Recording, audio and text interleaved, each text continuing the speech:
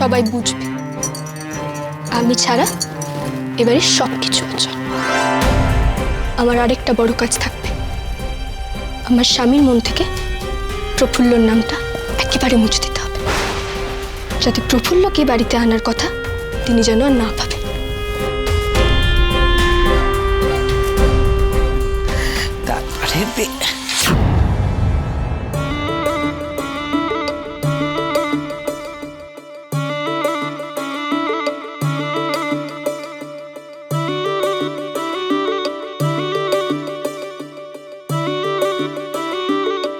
ও মাগো,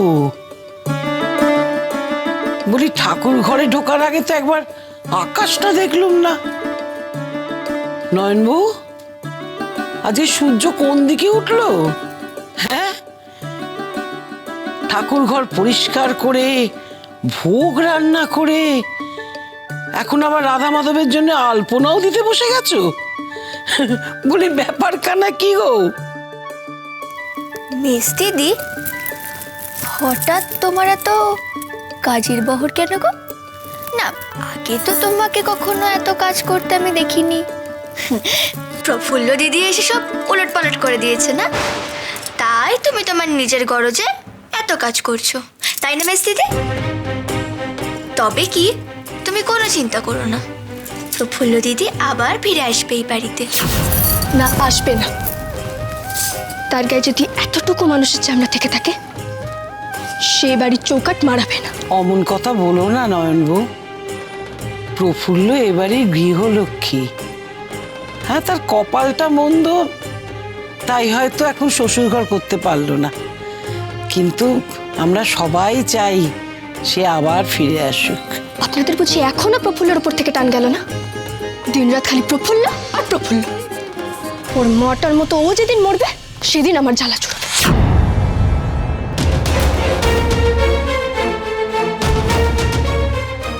কি বললে? কি বললে তুমি? প্রফুল্লর মা ময়নামতি মারা গেছে?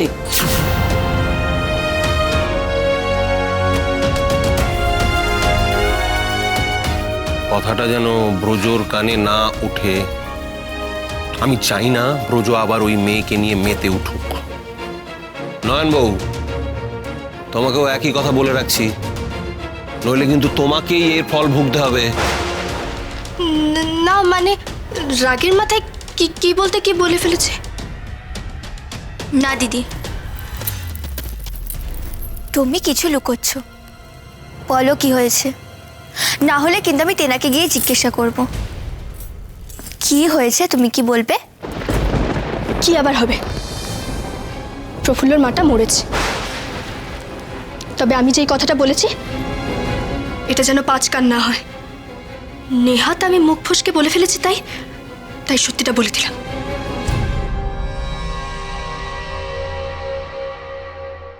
প্রফুল্ল, প্রফুল্ল, তুই এই সময়? মা পাঠালো, একা একা থাকবি, তার উপর তোর তো আবার রাতে একা শোবার অভ্যেস নেই। আজকে রাতটা অন্তত আমি তোর সাথে থাকি। সর্বনাশ, এ ছুরি রাতে থাকবে নাকি? তাহলে তো হয়েই গেল।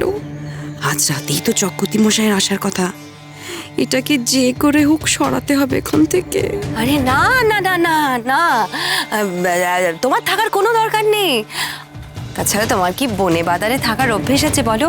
আর এখানে রাতে কত রকমের জীবজন্তুর ঘোরাফেরা, শুনে তুমি ভয় পেয়ে যাবে। আমি তো আছি, তুমি একদম চিন্তা করো না। তুমি বরং বেলাবেলি বাড়ি ফিরে যাও, আর তোমার মাকে বলো যে চিন্তা করার কিচ্ছু নেই, কেমন? না না, আমিও থাকবো, তুমিও থাকো। সবাই মিলে থাকলে প্রফুল্লর মনটাও একটু ভালো থাকবে। আর তাছাড়া আমি ওর ছোটবেলার বন্ধু, ওর এত বড় বিপদের দিনে আমি ওর পাশে থাকবো না?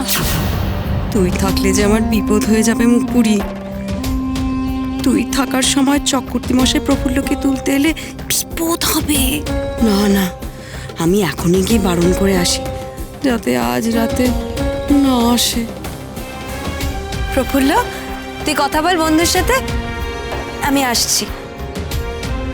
না দিদি, তুমি যেও না, সন্ধে হতে চললো। আর এই সময়ে তো জঙ্গলে জীবজন্তুরা বেরোয়, তোমার কোনো বিপদ হলে তো আমি জানতেও পারবো না। কিন্তু যেতে যে আমায় হবে, যাই কি করে? আচ্ছা, এই মেয়েটা হচ্ছে মন্দ নয়। এটা কেউ যদি চক্রবর্তী মশাইয়ের হাতে তুলে দিই, এক ঢিলে দুই পাখি, কেউ টেরও পাবে না। আর আমার বকশিসটাও দ্বিগুণ হয়ে যাবে। ঠাকুর যখন দেন এরকমই দেন।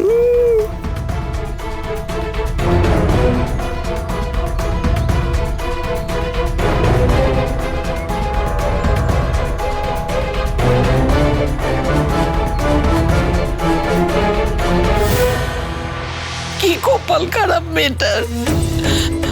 আমাদের সকলের দোষে তার সংসার করা হলো না, এখন আবার একা হয়ে গেল গো। মা ছিল সঙ্গে, মাও চলে গেল। মা গো, আর ময়নামতির কপালটা ভাব, কত আশা নিয়ে আমাদের সকলের মুখের দিকে তাকিয়ে এত বড় বাড়িতে মেয়ের বিয়ে দিল, সইল না, সেটাও সইল না। পিসি ঠাম্মা, শান্ত হও পিসি ঠাম্মা। উনি কিন্তু এক্ষুনি এসে পড়বেন। উনি যদি এসে এসব শোনেন, উনাকে কিন্তু সামলানো যাবে না। কার কথা বলছো সাগর বউ? কাকে সামলানো যাবে না?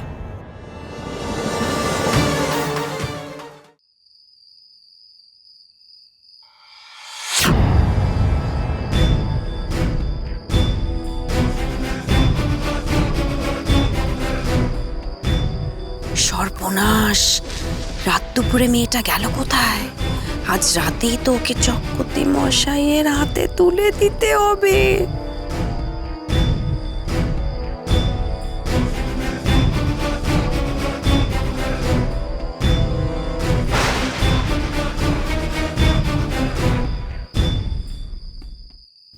এই মেয়ে তো রাতে ঘুমোচ্ছে না, কি করি? না ঘুমোলে তো ওকে তুলে নিয়ে যাওয়া যাবে না। লক্ষ্মীটাও আবার সোহাগ দেখাতে ঘুমোতে এলো, সমস্যা হয়ে গেল। কিন্তু আজ রাতেই যা করার করতে হবে, নইলে চক্রবর্তী মশাই রেগে যাবে। এক কাজ করি, প্রফুল্লকে বিশালাক্ষীর তলায় নিয়ে যাই। ওখান থেকে মুখ চেপে তুললেই লক্ষ্মী কিচ্ছু টের পাবে না। এখন ওকে ভুলিয়ে বিশালক্ষীর তলায় নিয়ে যেতেই হবে।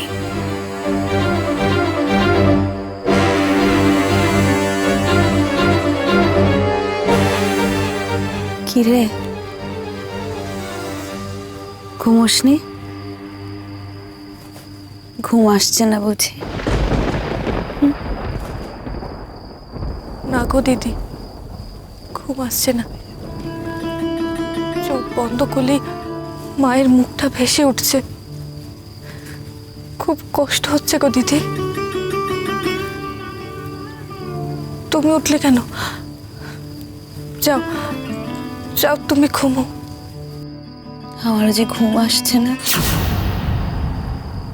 শুধু তোর মায়ের কথা মনে পড়ে যাচ্ছে।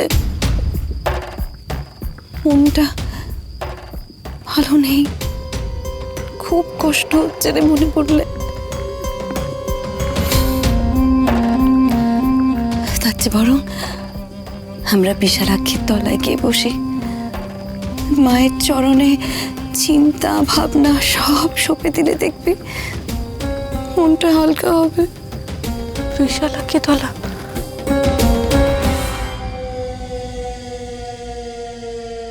আমার মা আমার জন্য যা করেছে তা তো তোমার কাছে অজানা নয় মা। এখান থেকে যদি চক্রবর্তী মশাই প্রফুল্লকে তুলে নিয়ে যায়, কেউ কিচ্ছু বলতে পারবে না।